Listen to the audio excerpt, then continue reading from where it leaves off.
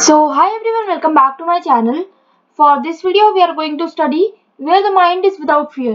तो हम इसको पढ़ने वाले हैं। ये पूरी हमारी एक टाइप से पोयम है जो कि किसने लिखी है, बाय रविंद्रनाथ टैगोर।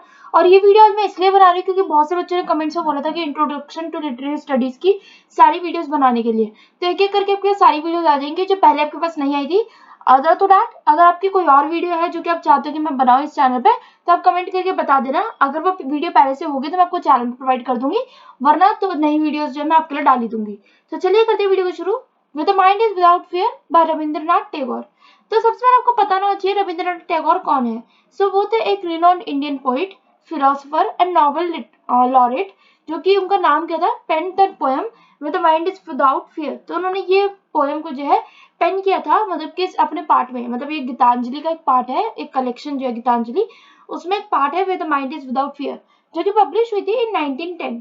ये जो पोएम है वो रिफ्लेक्ट करती है of his vision for a new India, जो कि क्या होता है, जो कि बिल्कुल ही शैकलेस ऑफ फियर, मतलब ये इन सब चीजों से जो है ये फ्री होना चाहिए, जहाँ पे इग्नोरेंस ना हो, कॉलोनियलिज्म वगैरह ना हो, एंड शैकलेस ऑफ फियर, मतलब लोगों को डर वगैरह ना रहे इतना। It is a plea of awakening, enlightenment and the cultivation of fearless and enlightened mindset among his fellow countrymen। तो वो ये चाहते थे कि वो अवेकन करे, एनलाइटन करे एंड कल्टिवेट करे एक फियरलेस, मतलब कि कैसे, जहाँ पे किसी को भी डर ना हो उस हिसाब से। एंड वो चाहते थे कि कंट्री में जो है क्या क्या चीजें होनी चाहिए, वो अपने पोएम के थ्रू बताते हैं। तो हम आ जाते हैं इनके डायरेक्ट पोएम पे। सो ये टोटल जो पोएम है ये कंसिस्ट करती है 11 लाइंस, जो कि डिवाइडेड है इनटू वन स्टैंजा। तो पूरी पोएम जो है एक ही स्टैंजा में है। और पहले हम पढ़ लेते पूरी पोएम और उसके बाद हम पढ़ेंगे जो भी दो लाइंस होंगे हमारी, हर दो लाइंस का मीनिंग। सो चलिए करते हैं अपनी शुरू with the poem. Where the mind is without fear and the head is held high, where knowledge is free, where the world has not been broken up into fragments by narrow domestic walls, where words come out from the depth of truth, where tireless striving stretches its arms towards perfection, where the clear stream of reason has not lost its way into the dreary desert sand of dead habit, where the mind is led forward by thee into ever widening thought and action, into that heaven of freedom, my father, let my country awake।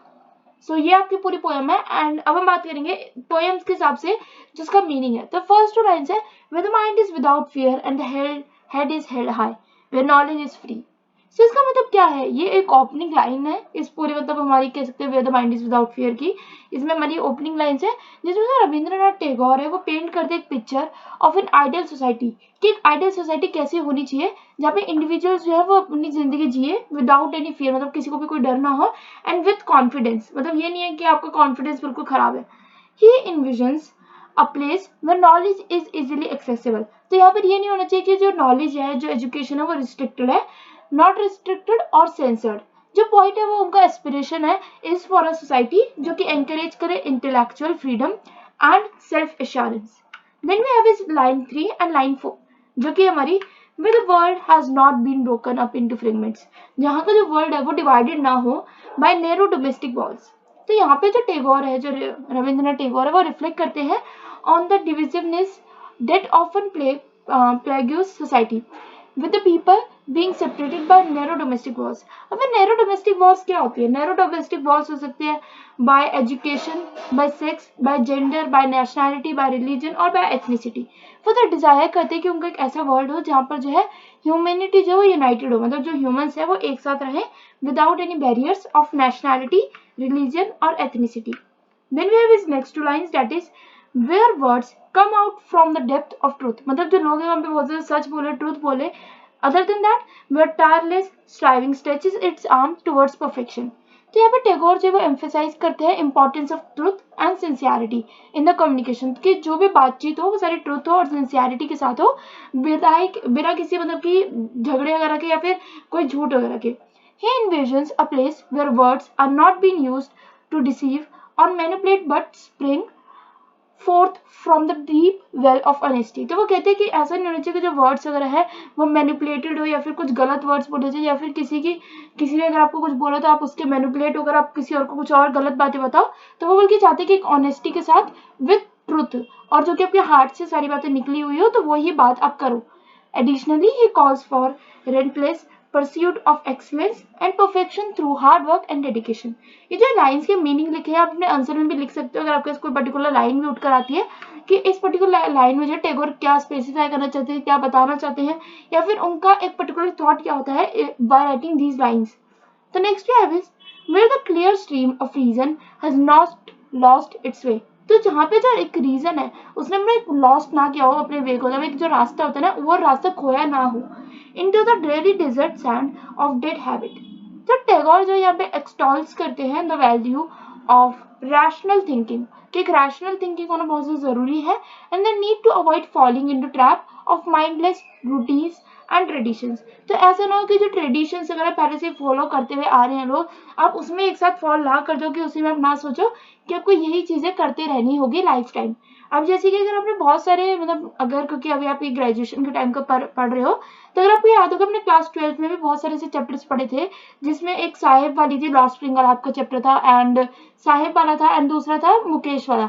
उसमें आपको याद होगा जो मुकेश था वो particularly bangle making में था और उसकी जो होल सोसाइटी थी जो फिरोजाबाद में रहती थी वो सारी क्या थी वो बैंगल मेकिंग में ही वो मानती थी ये इनका ट्रेडिशन है. जैसे कि जो मुकेश होता है उसकी जो दादी होती है वो भी यही बताती है कि ये तुम्हारा ट्रेडिशन है ये हमारा कोई गॉड गिफ्टेड टाइप है कि इसको हम जो चेंज नहीं कर सकते.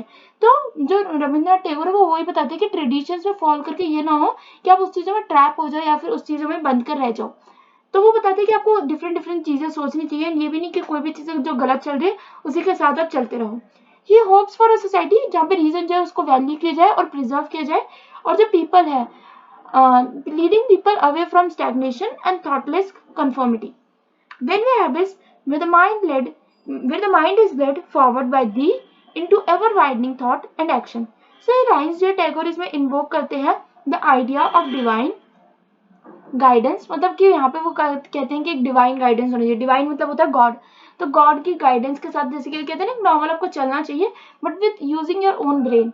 ही एनविजन्स अ सोसाइटी जहाँ पे इंडिविजुअल्स जो है वो एक लेड करे towards broader and more enlightened thinking. ये ना हो कि उनकी सिर्फ सोच एक पर्टिकुलर चीजों पे बंधी हुई है as well as purposeful actions जो उनके एक्शंस हो वो पर्पस हो उसमें ये ना हो कि मतलब कोई जो कर रहा है दूसरा तो उसी के साथ साथ वो करते रहे. तो हर एक एक्शंस का एक पर्पस होना बहुत ज्यादा जरूरी है by a higher power or by their own inner convictions. या तो किसी और ने आपको बोला वो चीज करने के लिए जो कि आप उसको मानते हो तब आप करो या फिर अगर आपको खुद का इनर कन्विक्शन कहता है कि हाँ कोई चीज करनी चाहिए तो तभी आपको ये काम करने चाहिए. Then we have is into that heaven of freedom my father let my country away. तो बताते हैं कि जो पोएम है ये कंक्लूड्स करती है with the fervent plea to divine और वो टैगोर जो है वो एड्रेस करते हैं गॉड को as my father. तो याद रखना माय फादर वो किसको बोलते हैं गॉड को. He implores for his country to awake to the ideals and principles described in the poem. A land where minds are free, मतलब जहाँ पे लोगों के दिमाग जो है वो फ्री हो, नॉलेज जो है वो सबके लिए एक्सेसिबल हो, डिविजन जो है वो इरेज कर दी जाए मतलब कोई भी डिवीजन हो थ्रू कास्ट रिलीजन और जेंडर, ट्रुथ जो है वो भी प्रिवेल करे मतलब कि सच जो है हमेशा जीता रहे उस हिसाब से एंड रीजन जो है वो गाइड करे मतलब कोई भी रीजन जो मतलब कोई भी अगर चीज आपको पर्टिकुलर चीज के आगे बढ़ना है तो उसका आपको रीजन जो है वो गाइड करे कि आपको कैसे चलना चाहिए. In where the mind like ये जो पूरी है आपकी where the mind is without fear Rabindranath Tagore की ये एस्कैपुलेट्स ये विजन को जो है प्रोग्रेसिव वे में शो करती है and enlightened and United India. वो चाहती है कि इंडिया जो है यूनाइटेड हो. ही इन्विजन्स अ सोसाइटी जहाँ पे फियर एंड इग्नोरेंस जो है वो रिप्लेस कर दे with the confidence and knowledge where divisiveness gives way to unity मतलब जहाँ पे ये जो डिवीजन है वो ना हो और अब वो यहाँ पे यूनिटी हो and where truth and reason are upheld as guiding principles. ये जो पोएम है वो रिमेन करती है एक टाइमलेस एंड इंस्पिरेशनल कॉल को for a better society and a brighter future. However, it is essential to note जो टैगोर है वो विजन करते एक्सटेंड करते beyond India and can resonate with people world wide who seek freedom. Knowledge जो है and knowledge and a society जो characterised है by reason unity and truth. उनके जो वर्ड्स है वो कंटिन्यू करते हैं कि वो इंस्पायर करे इंडिविजुअल्स को एंड सोसाइटीज को striving for positive change and progress. उसी के अलावा हमारे पे कुछ और वर्ड्स है जो कि किस किस पर्पस के लिए यूज किए गए ये बताया गया है. जैसे माइंड, ये पोएम में जो माइंड यूज किया गया वो रिप्रेजेंट करता है एक कलेक्टिव कॉन्शियसनेस को of the people of India. Tagore जो है वो इन्विजन करते हैं एक सोसाइटी का जहाँ पे लोग जो है वो कलेक्टिव माइंड हो और फ्री हो फ्रॉम फियर एंड इग्नोरेंस. और क्या क्या होना चाहिए आपको बताना चाहिए कॉन्फिडेंस एंड एक और वर्ड था जो कि आपको याद रखना है जो कि आपने ऊपर पढ़ा होगा. तो ये जो मैं जितनी भी लाइन्स आपको प्रोवाइड करती हूँ इज जस्ट बिकॉज कि आप ताकि आंसर में आपके कुछ लिखने के लिए हो। हेड इज हेल्ड हाई, मतलब कि जहाँ पे जो लोगों का सिर है वो कॉन्फिडेंस के और सेल्फ रिस्पेक्ट की वजह से हमेशा जो है सिर उनका झुके ना कभी भी, और वो डरे ना। Fear individuals hold their head high suggesting dignity and pride. Knowledge is free, क्योंकि नॉलेज जो है वो फ्री होनी चाहिए, तो टैगोर जो एम्फेसाइज करते हैं importance of free and accessible knowledge for the progress of society. वो सिग्निफाई करते हैं need of education without restrictions और बैरियर। तो वो अगला हमें बताते हैं world has not been broken up into fragments. तो जो वर्ल्ड है वो ब्रोकन ना हो विद रिलीजन, कास्ट या फिर कोई भी पर्टिकुलर डिविजन्स की वजह से, पार्टीशंस की वजह से वर्ल्ड कभी भी डिवीजन वहाँ पे ना हो, और जो पूरा वर्ल्ड है वो यूनाइटेड रहे। Narrow domestic walls, narrow domestic walls का मतलब होता है कि with the reason of like society based, जिसे हम कहते हैं नैरो डोमेस्टिक वॉल्स, मतलब एक पर्टिकुलर वॉल की वजह से जो डिवीजन ना हो बाय रिलीजन, कास्ट और बाय पेरियोरिकल फैक्टर्स। एंड उसके अलावा जो टैगोर जो कॉल करते हैं for breaking down these walls and fostering unity, जो यूनिटी जो है वो बढ़ती रहनी चाहिए। Words come out from depth of truth, ये जो वर्ड्स है वो ट्रूथ के साथ है, सिंसियरिटी के साथ है अपनी स्पीच में, और वो इन्विजन करते हैं एक सोसाइटी की वे जो पीपल है वो स्पीक करें, मतलब वो बोले truth from their hearts. Then we have tireless striving, ये जो फेज मतलब ये मेनली फ्रेज जो है वो सजेस्ट करते हैं continuous and relentless efforts towards self improvement and perfection। ये सिग्निफाई करता है कमिटमेंट को to personal and societal growth. Clear stream of reason, तो क्लियर स्ट्रीम ऑफ रीजन का इसमें ये मतलब कि जो टैगोर है वो हाईलाइट करते हैं highlights the significance of reason and rationality. He wants a society where logical and clear thinking prevail. Then we have his dreary desert, sand and dead habit। ये इंपॉर्टेंट लाइन है जो कि याद रखना, पेपर में बहुत बार पूछी जा सकती है, ये जो कि है dreary desert, sand and dead habit, जो कि एक इमेजरी है जो कि रिप्रेजेंट करती है the stagnation and lifelessness that can result from clinging to old and unproductive customs and habits. Tagore जो है वो कॉल करते हैं for breaking free from such habits. Then we have is led forward by thee. So led forward by thee का ये मतलब है in the last few lines Tagore जो है वो एड्रेस करते हैं गॉड को as a seeking divine guidance in the pursuit of freedom and enlightenment. Heaven of freedom, तो अब यहाँ पे आपको पता होना चाहिए हेवन ऑफ फ्रीडम का क्या मतलब है। ये जो फ्रेज जो है वो एनकैप्सुलेट्स करता है टैगोर्स का अल्टीमेट विजन, जो कि होता है सोसाइटी जो है करेक्टराइज्ड होनी चाहिए by freedom, progress and enlightenment. और इसमें it is a call for liberated India, यहाँ पे जो इंडिया है वो यूनाइटेड हो, मतलब ये ना हो कि अलग अलग इंडिया बिल्कुल ना हो। विद दैट सेड वीडियो को करते हैं एंड कंक्लूजन, अगर आप पढ़ना चाहते हो इसको पढ़ सकते हैं वीडियो को पॉज करके। एंड कोई भी क्वेरी हो या आप किसी पर्टिकुलर नॉवल या टेक्स्ट या स्टोरी या शॉर्ट स्टोरी के ऊपर वीडियोस चाहते हैं तो कमेंट्स में मुझे बता सकते हैं। तब तक के लिए stay safe, stay positive and have a nice day. Bye bye.